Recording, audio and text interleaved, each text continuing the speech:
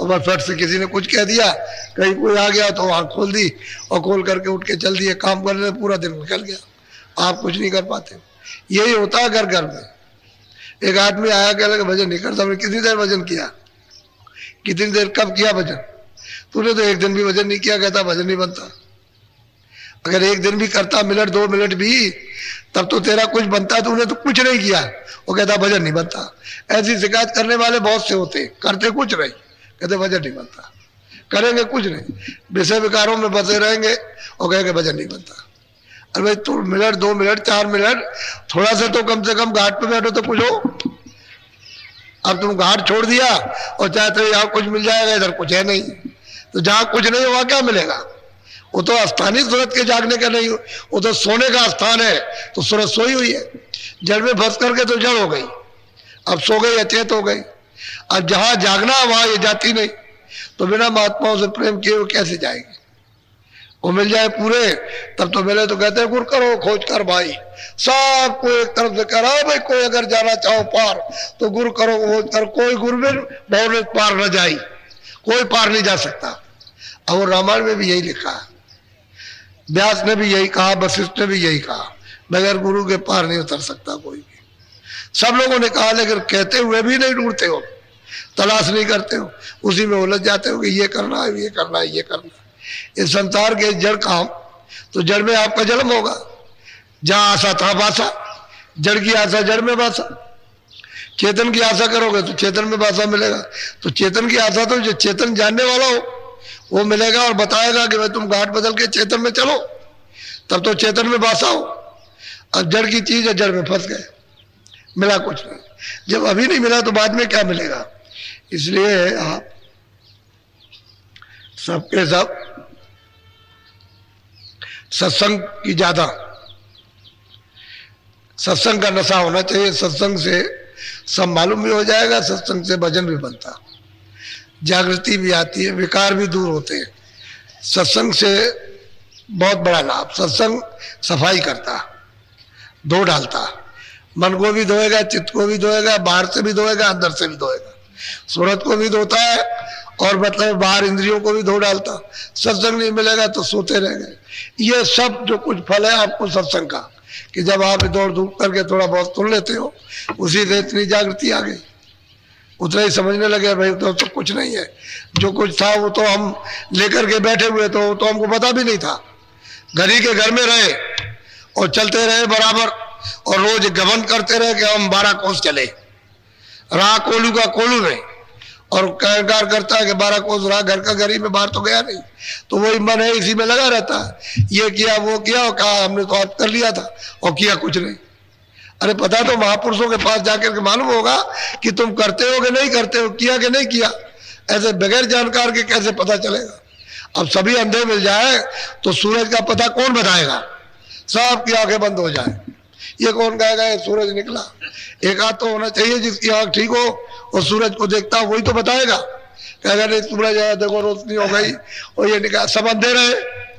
तो महापुरुष आते हैं सूरज के समान, वो उस मालिक को देखते हैं, कहते हैं चलो भाई चलो, ये सब अंधे हैं, चलो तुमको आंख दे, और आंख बना करके दे देते हैं। तो फिर वो देखने लगते हैं, कहते हैं कि नहीं वो तो सूरज है, वो तो मालिक है, उसका रास्ता है, उसका मतलब ये है कि घर है, देश है, उसका आनंद है, तो चल पड़ते हैं। अब वो प्रेमी पीछे से जो प्राप्त करते हैं वही तो गाते हैं कि हमको महात्माओं ने दिया, उन्होंने दिया, उन्होंने दिया, उन्होंने दिया हमको, उन्होंने दिया, फिर वो कहेंगे हमको उन्होंने दिया, उन्होंने दिया, ऐसे। और जब सब सो जाएंगे तो फिर कौन जगाएगा?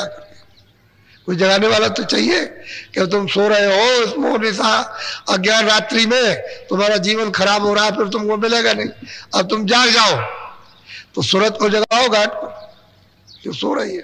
तो कहते हैं कुर करो खोज कर भाई, सबको ताकीद करते हैं, सबको संदेश देते हैं कि अगर मालिक से मिलना, भवसागर नदी से पार उतरना, तो गुरु करो खोज कर भाई, बिन गुरु कोई राह न पाई, किसी को रास्ता नहीं मिल सकता, तब डूब जाएगा।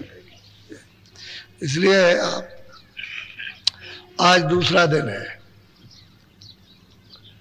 22 तारीख है आज, 7 दिन का कार्यक्रम होता है, 27 तक रहेगा। अब लोग जो है मालूम हुआ कि आने लगे,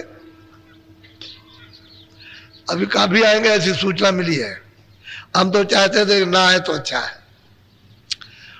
क्योंकि हम अभी बहुत थके हुए आए वहां से, इतनी मेहनत 4-5 महीने की और वो अभी तक आराम नहीं मिला। तो थोड़ा सा सोचा था कि वही लोग आ जाएंगे, चलो भाई जो पास के कुछ थे, लेकिन ऐसा मालूम हो रहा है कि लोग आएंगे। खैर आए, उसमें कोई हर्जा नहीं है, वो तो सुनाना ही पड़ेगा।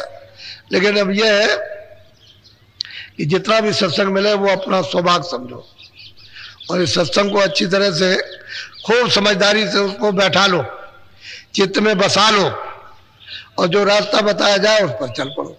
सीधा साधा काम है। और जब यहाँ करना सीखो तो घर में भी वैसे ही करते रहो तो जल्दी काम हो जाएगा। अब इधर बैठे न उधर गए, वहां छोड़ दिया, वहां भी करो यहाँ भी करो। जो वहां कम समझ आए तो यहाँ समझ ले लो, जो लगन में कमी हो यहाँ लगन ले लो और फिर उसके बाद वहां करते रहो। वो तो शरीर पालन पोषण का स्थान है और ये आत्मा के जागरण का स्थान है। तो इधर किधर जब कहीं जहाँ कहीं भी सत्संग मिल जाए वहां फौरन पहुंच गए, ताकि आप अपना भी काम होता रहे और शरीर का पालन पोषण भी होता रहे, दोनों काम हो जाए उसके। इसको चलते चलाते इसको खत्म करो और निकल जाओ यहाँ से। ये मनुष्य शरीर है, बड़े भाग से मिला, बार बार थोड़ी मिलता। एक बार उसने अवसर दे दिया, कहा देखो मेरे मकान से ये तुम अपना काम कर लो, तो कहते गुरु करो खोज कर भाई। तुमको जब हमने मना थोड़ी किया है, कोई भी जाकर के खोजो तलाश करो, कहीं ना कहीं मिल जाएंगे, ऐसा थोड़ी है। जब वो रहते हैं तभी वो कह रहे हैं गुरु करो खोज कर भाई, कहीं जरूर मिलेंगे। जब रहते हैं तभी, जब नहीं रहेंगे तो कहना बंद हो जाएगा। फिर महापुरुष कभी ऐसा कहेंगे ही नहीं, फिर बंद कर देंगे कि नहीं अब नहीं मिलेंगे आप, चाहे जितना खोजो तलाश करो। नहीं ऐसा नहीं, गुरु करो खोज कर भाई, बिल्कुल कोई राह न पाई। जब बराबर ये चला आ रहा है तो आपको खोजना चाहिए, तलाश करना चाहिए, तो कहीं ना कहीं मिल जाते, रास्ता मिल जाता, चल पड़ते। तो कहते हैं कैसे चलोगे, उनसे प्रेम कर लो, वो जहां आते जाते हैं वही आपको ले जाएंगे, प्रेम तो करो उनसे। अबे जो जहां आता जाता वहां ले जाएगा। जब प्रेम कर लोगे तो यहां से यानी मतलब लड़की को अपने घर ले जाएगा, और जब घर ही नहीं होगा तो कहां ले जाएगा। ये जीवात्मा यहाँ की नहीं है तो अपने घर में वापस लौट जाए तुम अच्छा। तो कहते हैं कि गुरु को करो, किसी को जानकार को, जानकार नहीं मिलेगा आने जाने वाला तो आपको कुछ नहीं मिल सकता। बड़ी सीधी बात महापुरुषों ने समय समय पर सबको बताई, लेकिन जगह कौन, सब सो रहे। जब इस भट्टी अंधकार में सब सो रहे हैं अचेत होकर और दुनिया में खोज रहे हैं कुछ मिल जाए, तो यहाँ मिलेगा क्या, यहाँ है क्या, कुछ नहीं है यहाँ सिवाय रोना धोना और कुछ नहीं। चलो यहाँ निकलो, चलो बस ये समय पूरा हुआ, चलो निकलो। वो तुम्हारे सामने तुमको निकालता जाता, लड़के को लड़की को, इसको माँ को पिता को, पति को पत्नी को, सबको निकाल देता। एक दूसरे चिल्लाते रहते, कुछ नहीं सुनता। अरे यार कोई सुनवाई है, या तेरा कुछ हो तब तो सुनवाई हो, तेरा कुछ है ही नहीं है। वो तो कहता सब मेरा दिया हुआ है, तो तुम इस तरह से काम में लो। तो काम लेना आपने बंद कर दिया और फंस गए उसमें। बस जब फंस गए तो झगड़ा झंझट होने लगा, बस उसी में आप रो रहे हो और किसी का कुछ नहीं। जिसकी चीज है उसको वापस कर दो। नहीं तो भाई जो आपकी चीज अपनी ले लीजिए, आपने दी थी और वापस लीजिए, अब हमको इसकी जरूरत नहीं है। वो बिना महात्माओं के वापस कर नहीं सकते हो, तो कोई तो मिलना चाहिए, कोई ना कोई। सबको हवा देते, बिन गुरु गोविंद करा न कोई भी नहीं पार जा सकता है। लेकिन कौन होना चाहिए कि जो उसको प्राप्त कर चुका। बोलो जय गुरुदेव। कुछ लोग पीछे आ गए तो 20 मिनट भजन कराऊंगा, फिर आप लोग सबके सब। अब 2 अलग अलग कर दूंगा भाग, पहले तो ध्यान कराऊंगा जब आओगे और बाद में भजन कराऊंगा। तो पहले जब आए तो बैठ गए ऐसे, हिला डुल्ला बंद, ऐसे बैठ गए इस तरह से, और आंख बंद की, मुंह बंद रखा, और ये आंखें दोनों आपकी ये बंद हो जाएगी।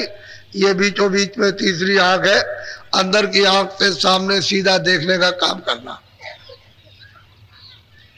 जैसे किसी की आंख खराब हो जाए और उसको बनवाई जाए तो वो ऐसे करके देखता है, कुछ नहीं दिखाई देता। तो वो क्या कहते हैं, जैसे हरा कोई कपड़ा वगैरह पट्टी लगाए रहना, सूरज की रोशनी ना पड़े, नहीं तो रोशनी फिर काम नहीं करेगी।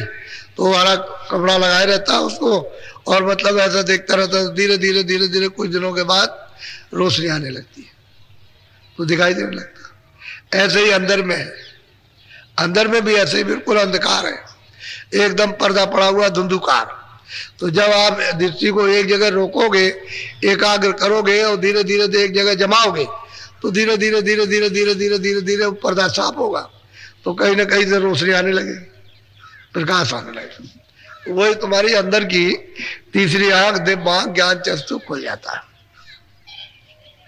वही खुलता है, उसी से दिखाई देता है। उसमें तो स्वयं आंख है, उसमें एक आंख है, शरीर में दो आंख है, बस इतनी बात है। तो अब कल से पहले जब आओगे तो ध्यान कराऊंगा, बाद में भजन कराऊंगा। आज तो आपको भजनी पे बैठाऊंगा 20 मिनट। बस होशियार सचेत इस बात के हमेशा रहो कि जब आप भजन करो, काम के वक्त में तो अपना मन दौड़ाओ, जो ये काम करते हो जो भी उसमें दौड़ाए, लेकिन भजन के वक्त में यहाँ चारों तरफ से मन को, बुद्धि को, चित्त को हटाकर यहाँ जीवात्मा के कान के साथ इसको लगा करके और ऊपर की तरफ ऊंचा ध्यान दे करके, जिस तरह से आंख से दृष्टि को एकाग्र करोगे, ऐसे ही कानों से बराबर लगातार जैसे एक टक ध्यान दे करके सुनते हो, वैसे ही सुनना, तभी आवाज आपको सुनाई देगी, आने लगेगी आवाज।